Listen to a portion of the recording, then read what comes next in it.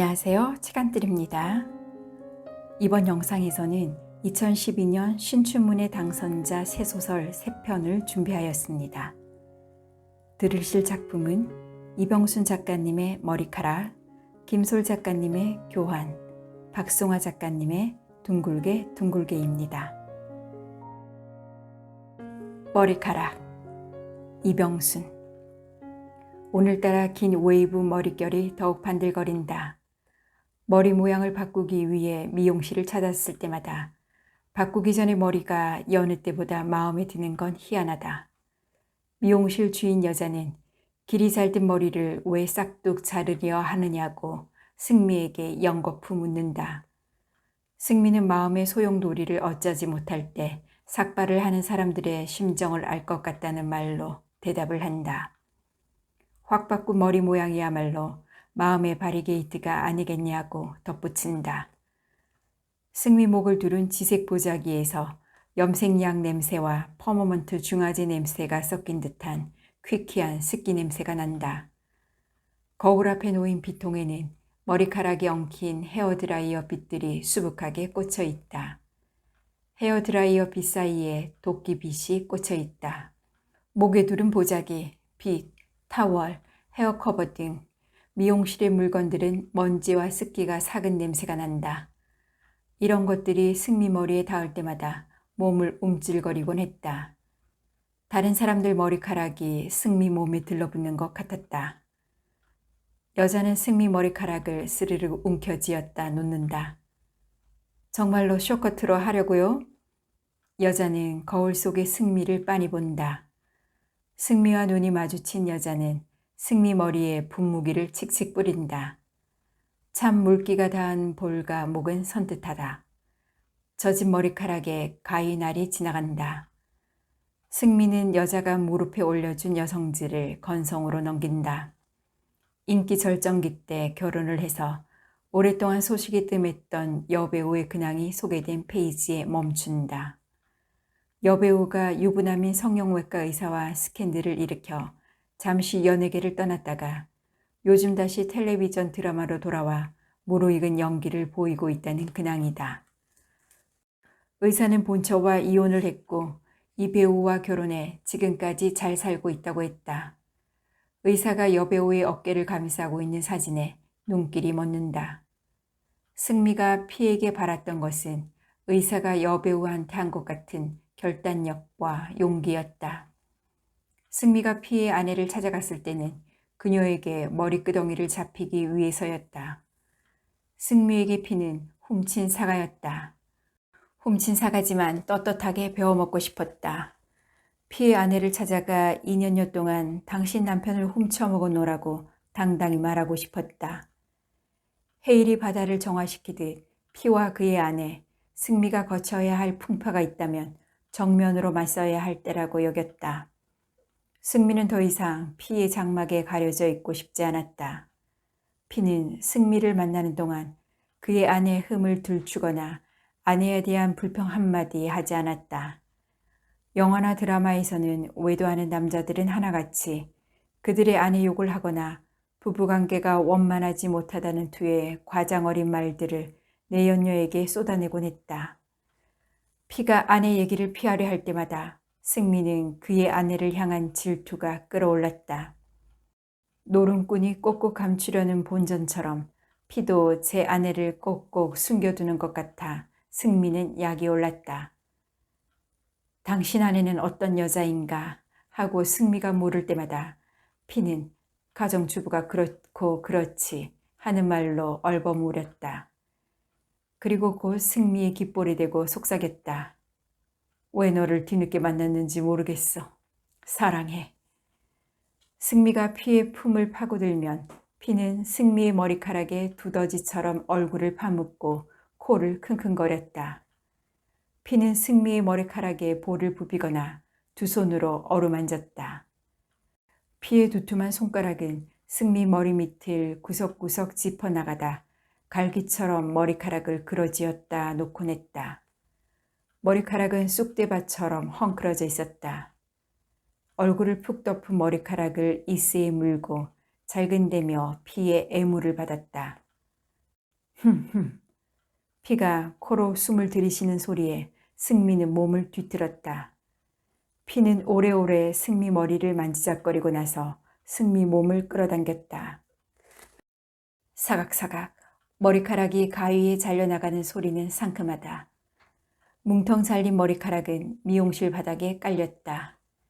여자가 승미 머리를 쥐고 머뭇거린 좀 전과는 달리 가위질이 거침없다. 귓볼과 목덜미로 여자의 손이 슬쩍슬쩍 스친다. 여자는 승미 앞머리를 당겨 이마께에 손을 대고 머리카락 끝이 눈썹을 살짝 덮을 만큼 자른다. 이마를 덮는 B급 모양의 머리카락은 검은 풀리 같다. 여자는 앞머리를 뭉텅 움켜쥐고 자른다. 잘린 머리카락들은 보자기의 앞섭을 타고 스르륵 미끄러져 바닥으로 떨어진다. 바닥에 쌓인 머리카락은 검은 집착 같다. 보자기에 자잘하게 붙은 머리카락들이 바닥으로 왕창 떨어진다. 콧잔등과 볼에 붙은 머리카락 가루 때문인지 얼굴이 간지럽다. 여자는 사각 스펀지로 승미 얼굴을 턴다. 각진 턱이 훤히 드러나는 짧은 머리다. 커튼을 젖히듯 머리카락을 귀 뒤로 젖혀넘기는 일 따윈 당분간 갖지 못할 것이다. 옆모습을 푹 덮을 수 있어 좋았던 긴 머리였다. 짧은 머리만 쥐고 하고 다녔던 승미가 머리를 길러본 적은 피를 사귈 때 말고도 있었다. 대학 다닐 때 학과 선배와 사귀면서도 머리를 길렀다. 선배는 승미와 키스를 할 때 손으로 승미 뒷머리를 받쳤다. 머리가 길수록 머리 손질에 걸리는 시간도 길었다. 머리를 틀어 올렸다 풀어 헤쳤다. 말총머리로 묶었다. 온갖 모양을 하며 거울 앞에 오래 서 있었다. 속살을 어루만지듯 머리를 쓸어내리는 선배의 손길을 생각하면 머리 손질하는 시간도 행복했다. 향기 좋은 샴푸로 머리를 감고 헤어드라이어로 바람을 일으켜 머리를 말리고 있으면 사랑은 향기로운 바람이 되어 성긴 머리카락 사이로 스며드는 것 같았다. 바람 부는 날 얼굴에 덮친 머리를 뒤로 넘기는 기분도 사뭇 괜찮았다. 멍하게 앉아 있을 때는 머리를 손가락에 돌돌 감았다 스르륵 늘어뜨리곤 했다. 짧은 머리였을 때는 느껴보지 못한 재미였다. 긴 머리를 조물조물 하고 있노라면 손끝에 고옥이 머무는 것 같았다. 선배와 헤어지던 날 승미가 제일 먼저 달려간 곳은 미용실이었다. 승미의 얼굴은 사각형이지만 커트머리는 잘 어울렸다.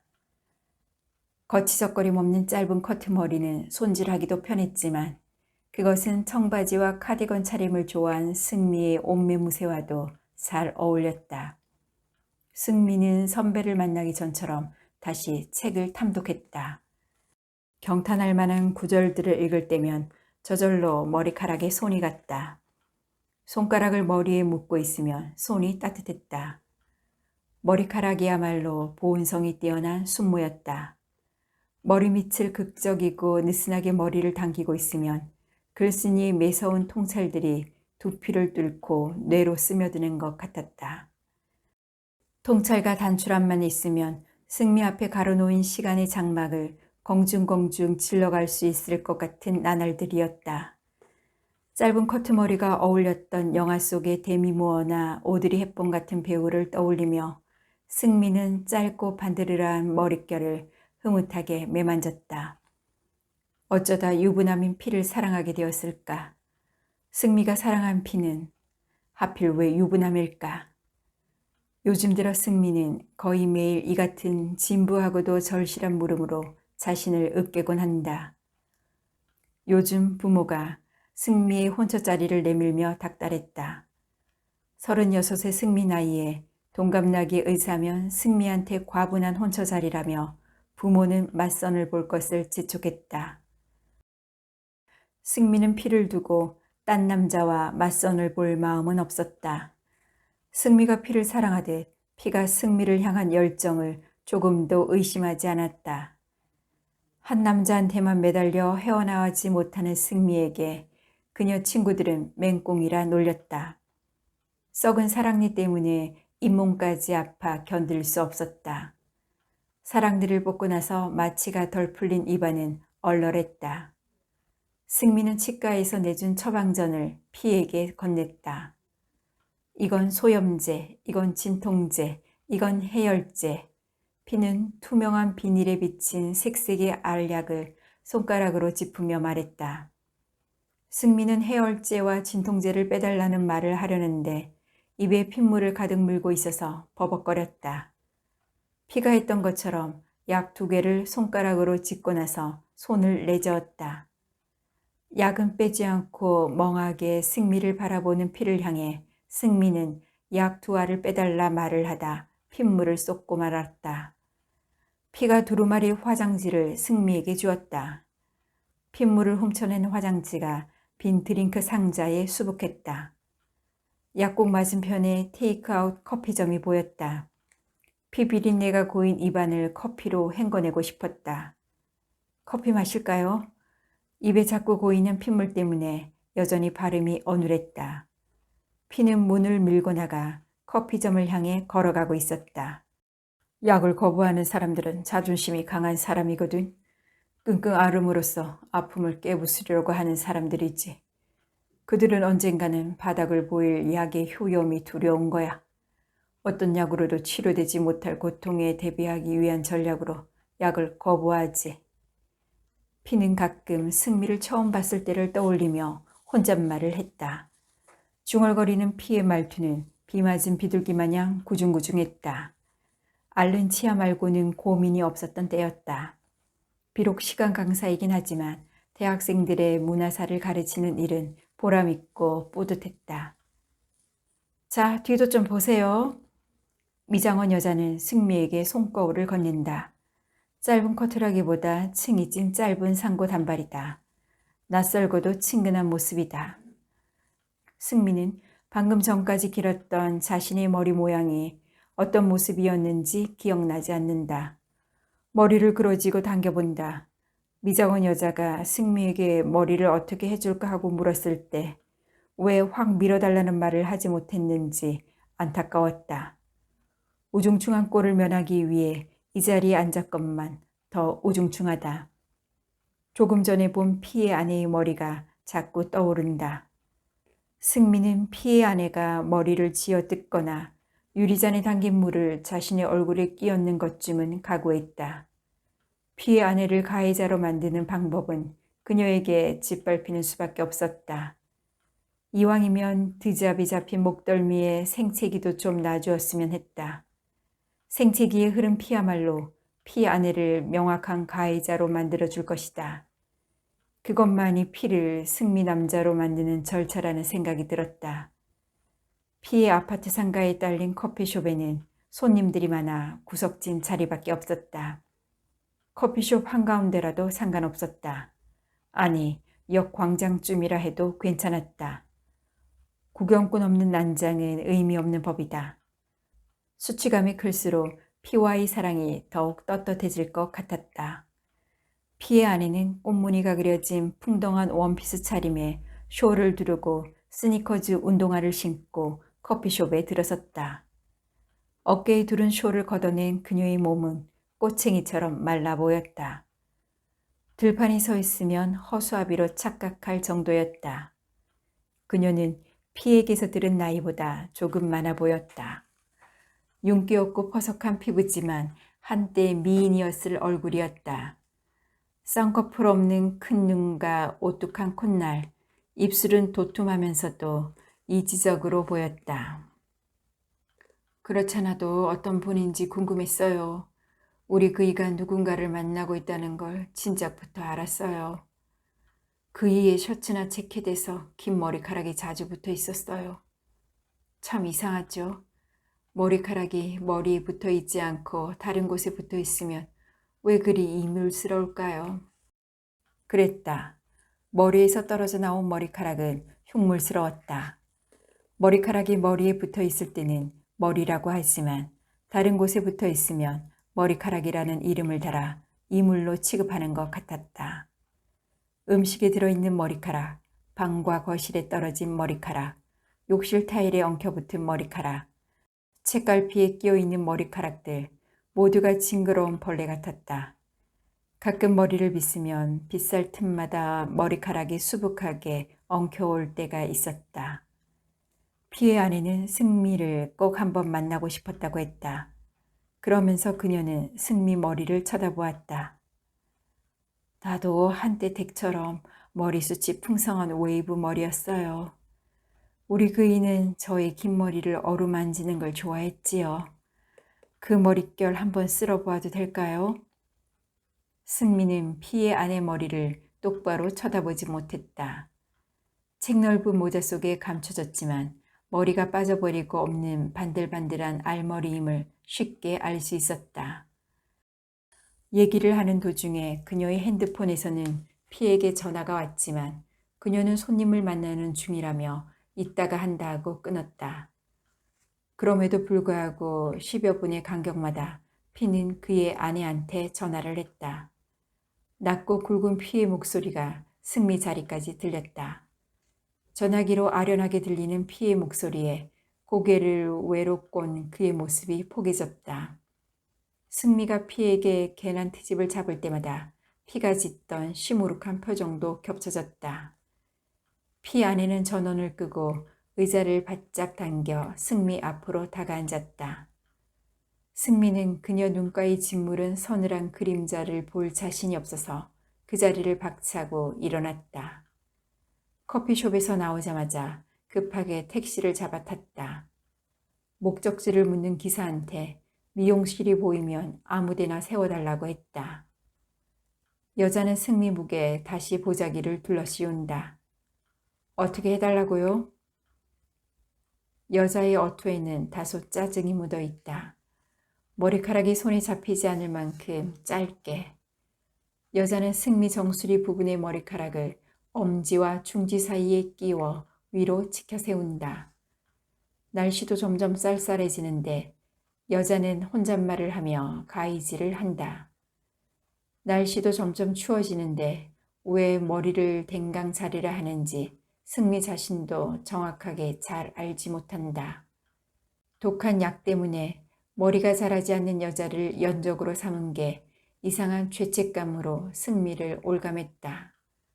풀어헤쳐놓은 머리카락을 전이로 삼은 것이 누구에겐지 모르게 부끄럽기만 하다. 교환. 김솔. 순종 치와와 4살. 장모는 남편이나 자식보다도 그것을 애지중지하였다. 한시도 장모에게서 떨어지려고 하지 않았기 때문에 외출을 삼가고 텔레비전 드라마도 챙겨보지 않았으며 식사 준비로 시간을 낭비하지도 않았다. 그래서 장인의 아침 식사는 시리얼과 우유가 대부분이었고 점심을 빵이나 라면으로 때운 그는 순전히 저녁 식사를 해결하기 위해 외출하였다가 채 1시간도 못 되어서 귀가하곤 하였다. 어쩌다 장모가 외출을 하게 될 때면 고급 액세서리 같은 그것을 단장시키느라 정작 남편이 무슨 옷을 챙겨 입고 따라 나서는지 알아차리지 못했다.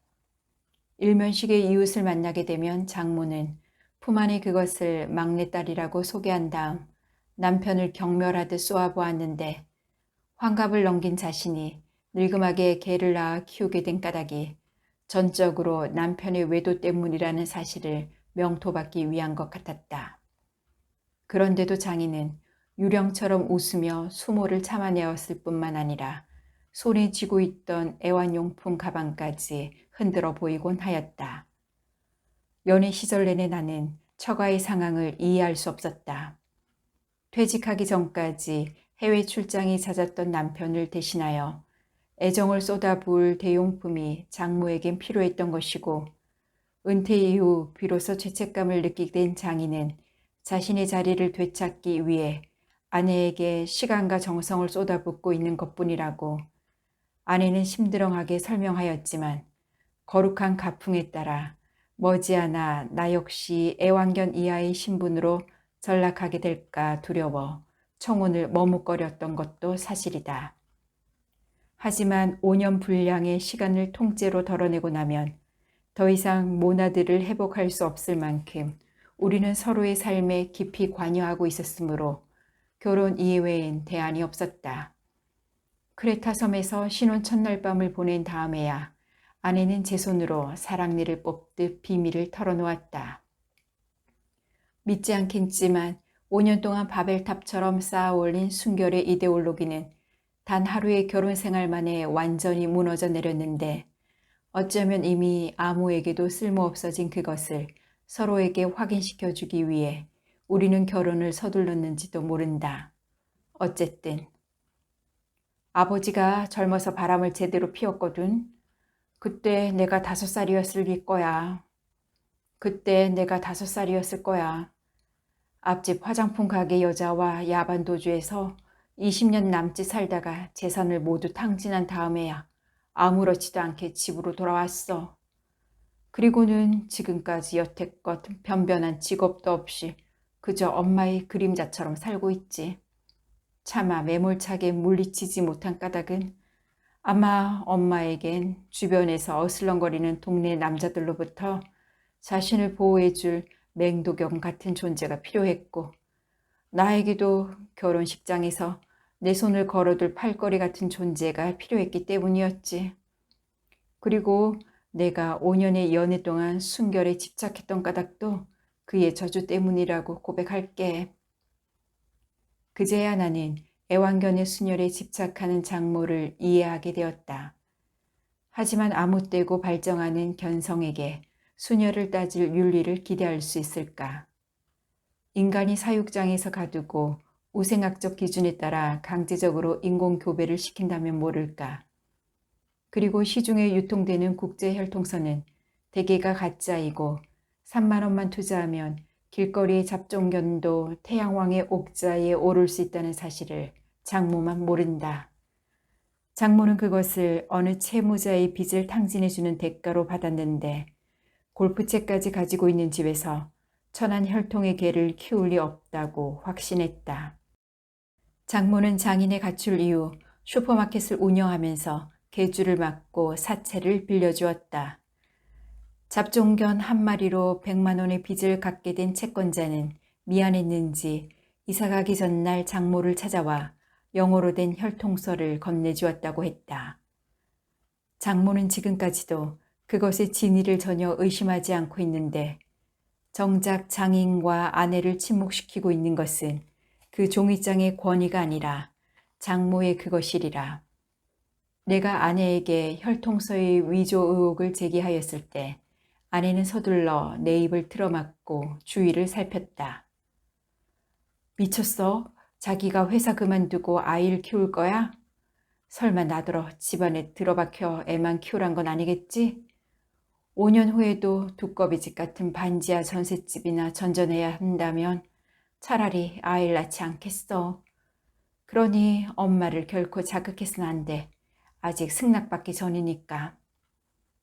아내는 월급이 많은 대신 야근도 많고 기적 없이는 45살을 넘겨서까지 자리를 지킬 수 없는 대기업을 다니고 있고 당시 대학 졸업반이던 나는 아내의 계획에 따라 3년 동안 절치부심한 끝에 비록 월급이 적지만 일이 쉽고 여가 시간이 많을 뿐만 아니라 퇴직 후 연금 생활을 할 수 있는 공무원이 되었으므로 둘 중 어느 누구도 양육을 위해 직장을 포기할 수는 없었다. 그러니 뜨거운 첫날 밤이 빚어낸 생명의 징후가 점점 분명해질수록 불안감도 함께 불어갔다. 아이를 유치원에 보낼 수 있을 때까지 장모에게 보육을 맡기기로 결혼 전 장모 몰래 이미 합의한 우리 부부는 임신 기간 내내 처가를 드나들며 호의적인 분위기를 조성하기 위해 애를 썼다. 대학 졸업자들이 대기업에 취업하기 위해선 얼마나 좁은 관문을 통과해야 하는지, 그렇게 힘들게 취업한 회사가 여사원들에게 얼마나 불리한 조건들을 제시하는지, 그걸 극복하기 위해선 얼마나 많은 가족들의 지원이 필요한지, 아내의 회사에 비해 나의 회사, 국가가 얼마나 형편없는지, 맞벌이 부부가 집을 마련하기 위해선 얼마나 오랫동안 허리띠를 졸라매어야 하는지, 낮은 출산율에 비해 높은 고령 인구의 실업률 때문에 우리의 미래가 얼마나 암울한지 등등. 물론 장인과 장모는 우리의 숨은 의도를 이미 파악하고 있었고 불필요한 약속을 만들어 우리의 방문을 애써 피하기도 하였으나 동서고금을 막론하고 자식을 이기는 부모는 없을 것이라고 우리는 굳게 믿었다. 가정에서 입지를 잃은 장인은 무능력한 남편에서 자상한 외할아버지로 변신하게 될 기회를 놓치지 않기 위해 우리의 제안을 흔쾌히 수락했지만 장모는 권력의 재배치를 염려하여 아내가 양수가 터져 병원으로 실려갈 때까지도 뜻을 굽히지 않았다. 37시간의 진통 끝에 가문의 유전적 특징을 고스란히 지니고 태어난 핏덩이를 안고서도 장모는 완강하게 버텼다. 이제야 고백한다. 나는 산후조리원에서 몸을 추스르고 있는 아내 몰래 아이의 유전자 검사를 의뢰하여 99.9%의 유전자 일치라는 결과 통보서를 전해받고서도 그것의 진위를 의심하였고 확인되지 않은 0.1%의 여백에 불안하기까지 했으니 이 또한 모두 장모의 순혈주의에서 비롯된 것이었다. 그래서 석 달간의 산후휴가 기간 내내 우리는 안절부절 못하면서 장모를 설득한 방법이란 게 우리가 지금 생각해도 낯뜨겁게도 개를 키우는 데는 어린아이가 큰 도움이 될 것이라고 말했는데 보통 부모라면 아이의 정서 발달을 위해서 애완견을 함께 키우는 방법도 있다던데 라고 말했을 것이다. 놀랍게도 장모의 미간에 철책처럼 세워져 있던 주름들이 조금은 무너져 내리는 게 감지되었다.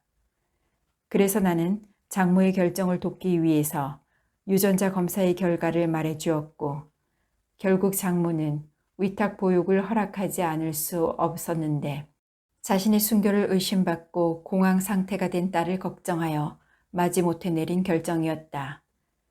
그날 이후 거의 2달 동안 우리 부부는 침묵과 몰리에의 빙하기를 견뎌내야 했고 아이의 발작으로 극적 하회하였는데 그것도 애완견 덕분이었다.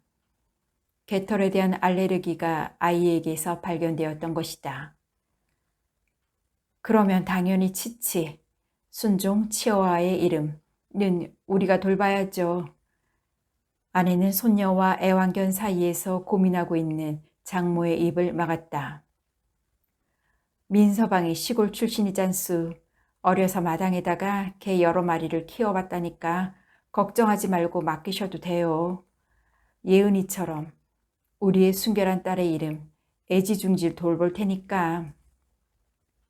아내의 거짓말은 장모의 마음을 돌려놓는데 결정적인 역할을 했다.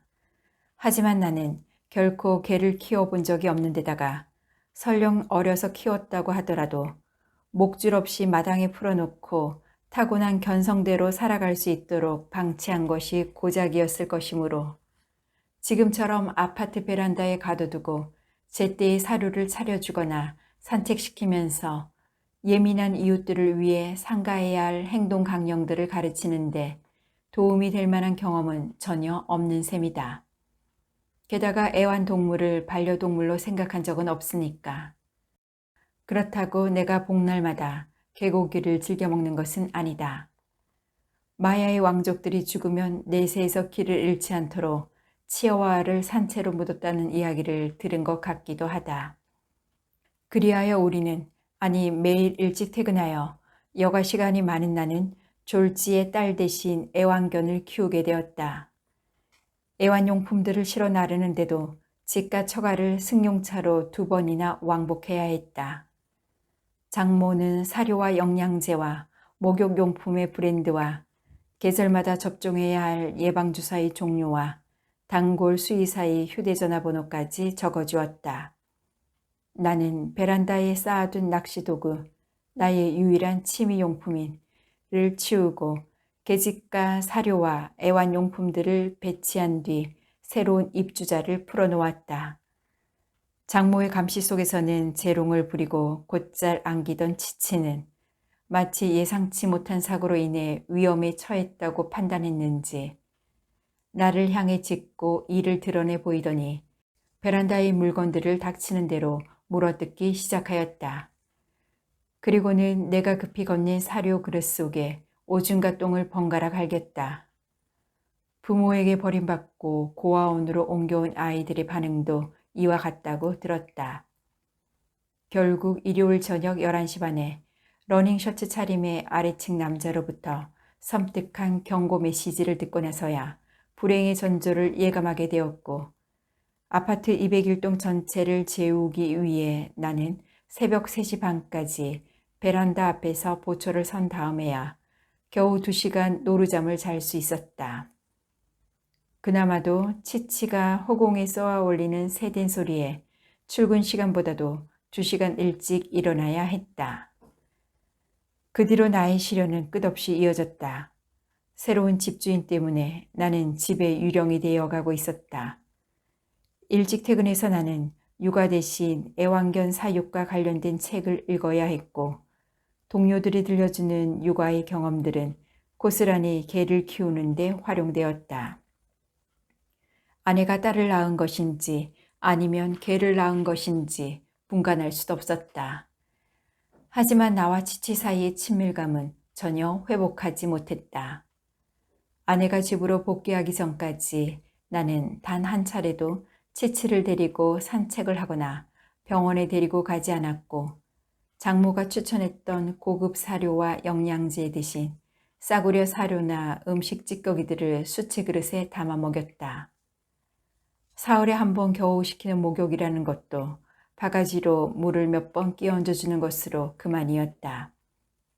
201동 사람들을 불편하게 만들지 않기 위해 식사가 끝나면 주둥이에 재갈을 채워두었다. 다행히 치치는 자신이 처한 상황에 점점 적응 또는 절망하는 것 같았다. 빠른 적응은 그것의 혈통이 순종이 아니라는 증거일 수도 있었다. 산후 휴가를 마치고 회사에 복귀한 아내는 나와 루시퍼, 나는 악마처럼 내 인생을 망치고 있는 처지를 그렇게 불렀다. 는 거들떠보지 않은 채 자신의 존재감을 동료들에게 각인시키기 위해 일에 몰두하였고, 주말엔 처가로 가서 딸아이와 시간을 보냈다.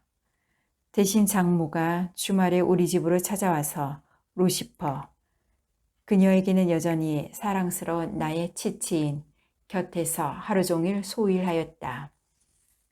그러니까 장인과 아내와 딸이 처가에 있는 동안 나는 장모와 개와 함께 집에서 보내야 했다. 개의 사육을 담당하고 있는 내가 아이의 개털 알레르기를 악화시킬 수도 있다는 이유로 아내는 집에 머물 것을 권고했다.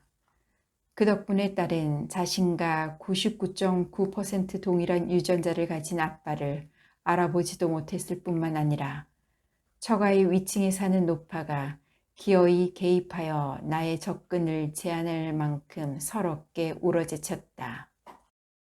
그래서 토요일 아침이 되면 나는 장모를 맞이할 준비를 하느라 아침을 챙겨 먹을 겨를도 없었다. 사료와 영양제 봉투를 바꾸어 진열해 두어야 했고, 제갈과 수채 그릇을 감추고 라벤더 향의 세정제로 목욕을 시키고 드라이어로 털을 말렸다. 확연히 줄어든 윤기를 보충하기 위해 아내의 고급 보습제까지 발라주어야 했다. 새로 구입한 애완용품들을 하나를 안고 찾아오는 장모는 매달 100만 원의 육아 비용을 지급하고 있는 사이를 위한 선물은 거의 없었다. 제자리를 잃고 떠도는 옷가지들이며 냉장고를 잠식한 냉동식품들을 두고 잠시 핀잔이 이어지지만 치치를 앉자마자 이내 마음이 풀려 사이의 존재 따윈 곧 잊어버리고 만다. 그러면 나는 슬그머니 집을 빠져나와 가까운 실내 낚시터로 향하곤 하였다. 하지만 저녁 9시를 넘겼는데도 아내나 장모에게선 전화 한 통 걸려오지 않았으므로 나는 처가나 우리 집 중 한 곳을 선택하여 귀가해야 하는 처지가 몹시 괴로웠다. 장모는 치치를 위해 여러 가지 요구사항을 남긴 채 돌아갔다. 그러니까 가족의 이동 과정은 이렇다. 토요일 아침 나의 승용차를 운전하여 아내가 혼자서 처가로 간다. 그러면 장모가 나의 승용차 열쇠를 건네받아 나의 아파트로 온다. 일요일 오후에 장모가 다시 내 승용차를 운전하여 집으로 돌아가고 이틀 동안 세수도 하지 않은 아내가 일요일 저녁에 유령처럼 나타난다. 신기루와 함께 치치에게서 활기도 사라지고 평화로운 동거는 이내 깨어지고 말았다. 어느 날 퇴근해 보니 치치가 거품 속에서 늘어져 있었다. 심폐소생술을 실패한 수의사는 치치의 식도 속에서 꺼낸 플라스틱 조각들을 보여주었다. 값비싼 순종견을 키우시는 분이 유감스럽게도 가짜 사료를 먹이셨군요. 게다가 임신 중이란 사실도 모르셨을 것 같습니다. 나는 그 수의사의 그 악한 표정을 결코 잊을 수가 없을 것이다. 장모가 알려준 단골 동물병원으로 가지 않은 걸 그나마 다행이라고 자유했다. 그에게 사체 처리를 부탁하고 돌아와서 나는 인터넷으로 치치를 완벽하게 대체할 수 있는 애정 대용품을 찾아 나섰다. 연이은 야근에 녹초가 된 아내는 치치는커녕 딸의 존재까지 잊고 있었다. 이틀간의 노력 끝에 똑같은 크기와 나이의 치와와를 찾아내었으나 국제 치와와 혈통보존협회가 보증한 혈통서의 후광 때문에 선뜻 구매할 용기가 나지 않았다. 하지만 딸의 미래를 생각하자면 오래 머뭇거릴 이유도 없었다. 결국 나는 친구에게 돈을 빌려 연차까지 내고 대구로 내려와서 그것을 사서 집으로 데리고 왔다. 겉모습이며 습관이 치치와 똑같은 데다가 태어나서부터 아파트에서 키워졌던 것인지 재갈을 물리지 않아도 짖는 법이 없었고 화장실에서만 오줌과 똥을 쌌으며 음식을 가리지 않았다. 더욱이 애교까지 많아서 퇴근하는 날을 즐겁게 해주었다. 친구에게 진비 때문에 실내 낚시터조차 들를 수 없는 처지가 되었지만 처음으로 애완견을 키우는 재미를 느끼게 된 것도 사실이다. 장모가 비밀을 알아차리지만 못한다면 행복은 훨씬 오래 지속될 수 있었다. 묻어난 아내는 의심조차 하지 못했다. 그래서 나는 매일 밤 또 다른 치치에게 나는 그것을 미카엘이라고 불렀다. 장모의 사진과 옷을 보여주면서 죽은 자의 영혼이 그것의 육체를 잠식하도록 유도하였다. 토요일 아침 우리 집에 도착한 장모가 한눈에 은폐된 진실을 알아차렸느냐고? 절대 아니다. 장모는 개의 상태를 보더니 얼굴까지 붉히고 결혼 후 처음으로 나를 칭찬하였을 뿐만 아니라 다음 주 토요일에는 내게 넥타이 선물을 건넸으니까. 평호는 사흘 뒤 새벽 딸의 체온이 39도까지 올라갔다는 장인의 다급한 전화로 산산이 깨어졌다. 우리는 잠옷 차림으로 처가에 달려가 아이를 들쳐업고 병원 응급실에 들렀을 때 의사는 아이의 식도에서 꺼냈다는 이물질을 보여주었다. 도대체 아이에게 뭘 먹이신 거예요? 이건 애완견을 위한 해열제이지 어린아이를 위한 게 아니잖아요. 게다가 아이에게 개털 알레르기가 있다는 사실을 모르셨나요? 이런 중국산 가짜 약을 삼키면 사람이든 개든지 큰일 납니다. 열꽃이 번진 딸의 엷은 잠속을 들여다보면서 나와 장모의 얼굴도 동시에 붉어졌다. 둥글게 둥글게 박송아. 남자가 최초로 배운 동요는 둥글게 둥글게였다. 둥글게 둥글게 둥글게 둥글게 빙글빙글 돌아가며 춤을 춥시다. 그것은 남자의 아버지가 최초로 배운 동요이기도 했다. 언젠가 남자가 아버지에게 물었던 적이 있었다. 왜 하필 그 노래예요? 그러자 아버지는 자신이 물고 있던 담배를 한 번 깊게 들이마시더니 연기를 동그란 도넛 모양으로 내뱉으며 대답했다. 모르겠다. 나도 내 아버지에게서 그 노래를 배웠지. 남자는 허공에 잠시 머물다 사라져버리는 동그란 도넛 모양의 연기를 보면서 아버지의 아버지가 최초로 배운 동요도 둥글게 둥글게가 아니었을까 생각했다. 그리고 아버지의 아버지 역시 그 이유를 몰랐을 것 같다는 느낌이 들었다. 남자가 제일 잘할 수 있는 노래도 둥글게 둥글게였다. 손뼉을 치면서 노래를 부르며 랄랄랄라 즐겁게 춤추자. 어렸을 때 남자는 구에서 열렸던 가요제에 참가해 이 노래를 불러 인기상을 수상했었다. 가요제의 사회자가 남자에게 마이크를 주며 소감을 물었었다. 그러자 남자는 의젓한 목소리로 말했다. 이게 다 아버지 덕분이에요. 그의 여기저기서 들려오는 박수 소리에 남자는 손에 들린 작은 인기상 트로피를 꼭 쥐었다. 그리고 이 노래가 앞으로도 자신의 인생에 몇 개의 트로피를 더 안겨줄 것이라 기대했다.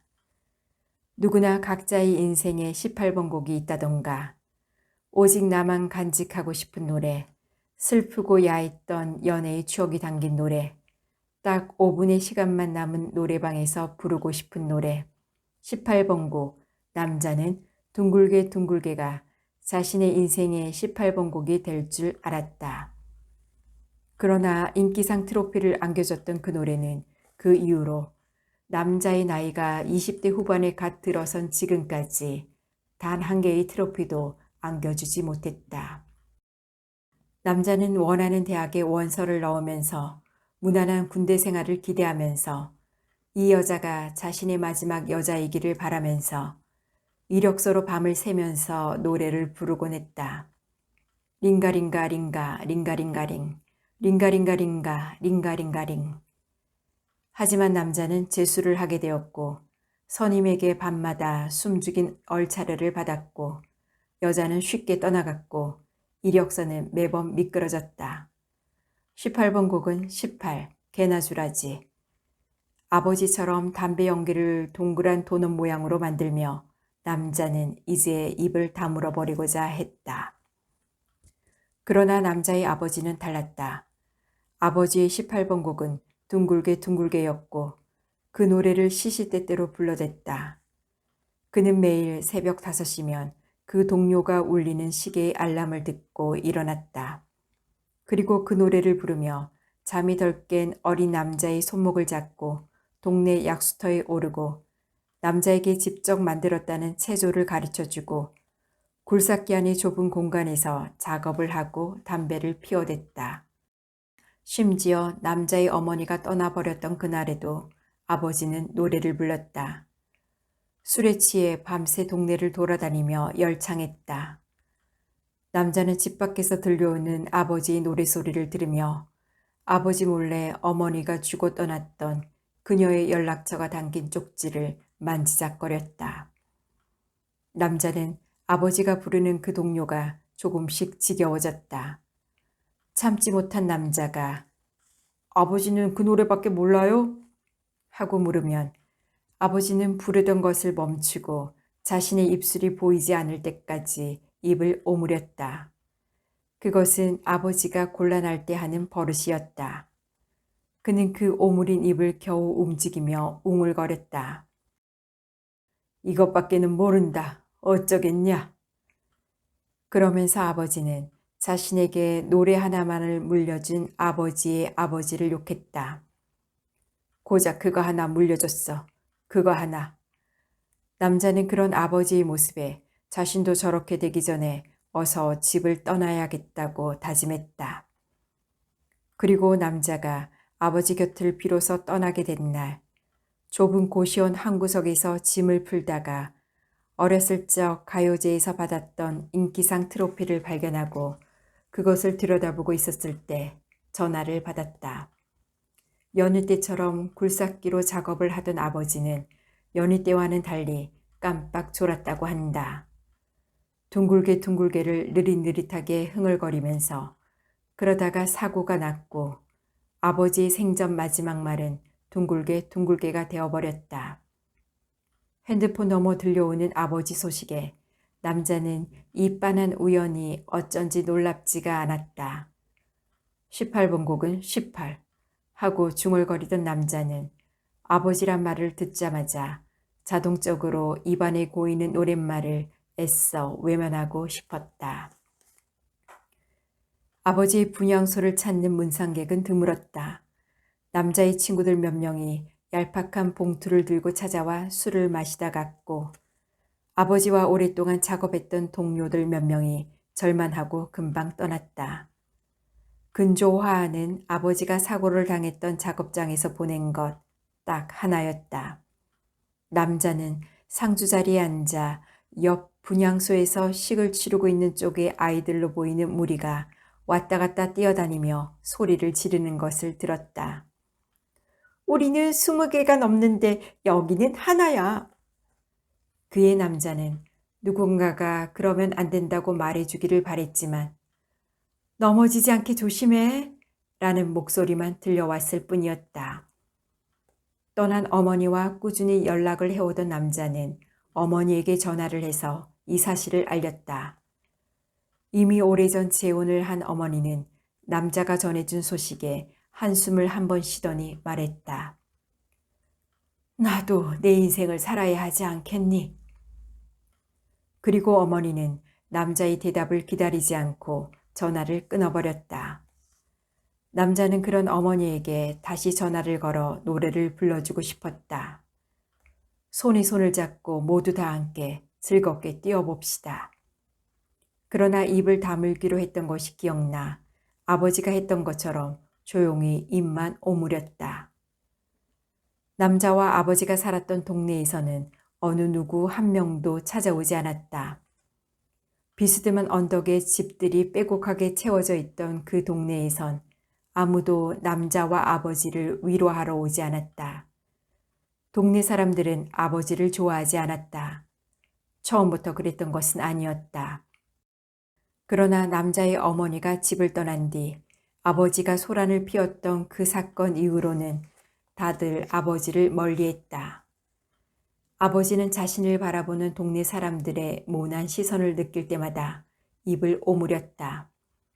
그러다가 방 한구석에서 작은 목소리로 노래를 부르곤 했다. 어머니도 동네 사람들도 남자 자신도 아버지 곁을 떠나고자 했다. 이것은 모두 아버지의 18번 곡이 둥글게 둥글게였기 때문이리라. 그렇게 생각하며 남자가 분향소 중앙에 비치된 아버지의 영정사진을 보고 있으려니 문득 사진 속 아버지가 남자를 보며 입술을 보이지 않게 오므리고 있다는 것을 발견했다. 그러자 남자가 그런 아버지에게 말했다. 그러니까 나처럼 진작 다 물어버렸어야죠. 사진 속 아버지에게선 대답도 움직임도 없었다. 아버지는 자신의 18번 곡을 동네 약수터에서 부르는 걸 가장 좋아했다. 거기서 노래를 부르면 온 세상이 울리도록 소리가 쩌렁쩌렁 하거든. 자신의 18번 곡을 자신이 낼 수 있는 가장 큰 목소리로 부른다는 사실은 아버지를 즐겁게 만들었다. 약수터는 동네 언덕 가장 위와 바로 이어진 산 중턱에 있었다. 새벽마다 남자와 함께 그곳에 오르던 아버지는 남자에게 체조를 가르쳐 주면서 노래를 부르곤 했었다. 그러다가 어머니가 떠났고 얼마 지나지 않아 아버지는 새벽 6시마다 동네 아줌마들을 약수터에 모이게 만들었다. 둘이서만 하는 체조는 재미가 없다며 아줌마들에게 단체 체조를 제안한 것이었다. 내 노래 알지? 모두 다 함께 즐겁게 춤춰보자고.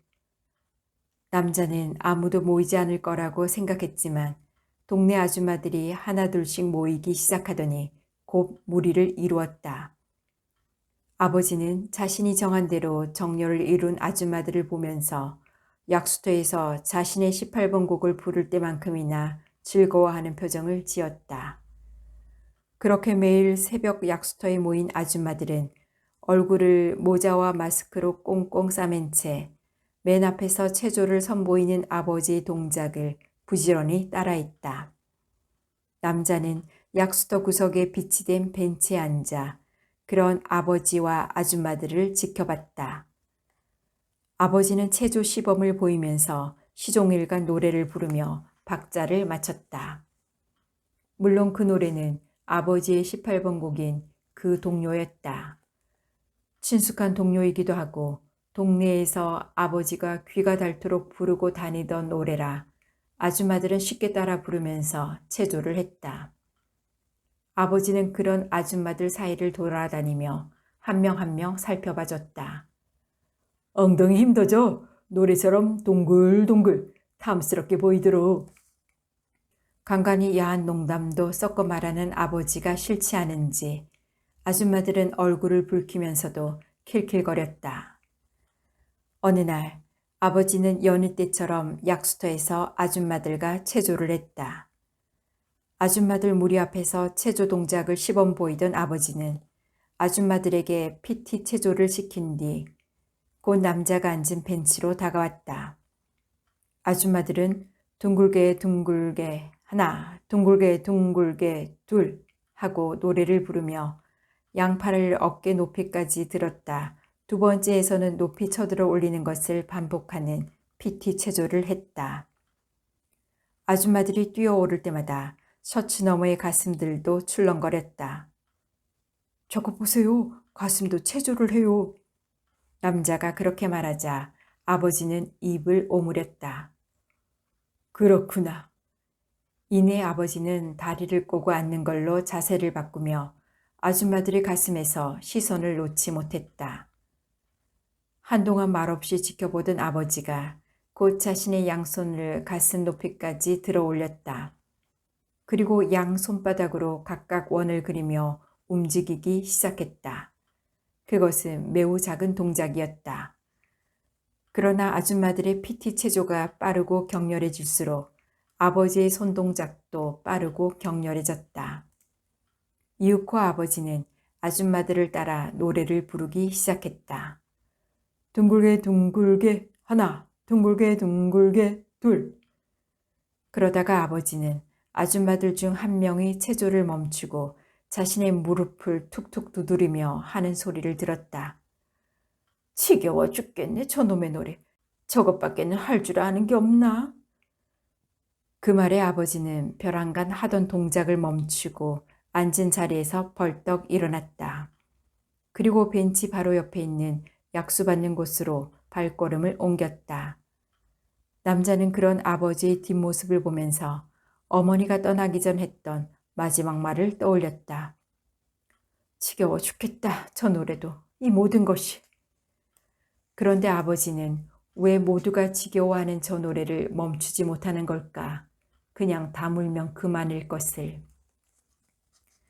그때 남자는 아버지가 약수터 수도꼭지와 연결되어 있는 긴 호수를 자신의 사타구니 부근에 대고 아줌마들을 향해 달려가는 것을 보았다.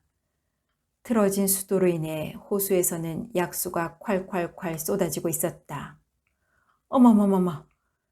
아버지의 느닷없는 행동에 아줌마들 무리가 여기저기로 흩어졌고 아버지는 중간 지점에 멈춰서서 호수를 높이 쳐들어 올렸다. 그러자 힘차게 뿜어져 나오는 물줄기가 허공으로 튀어올랐다.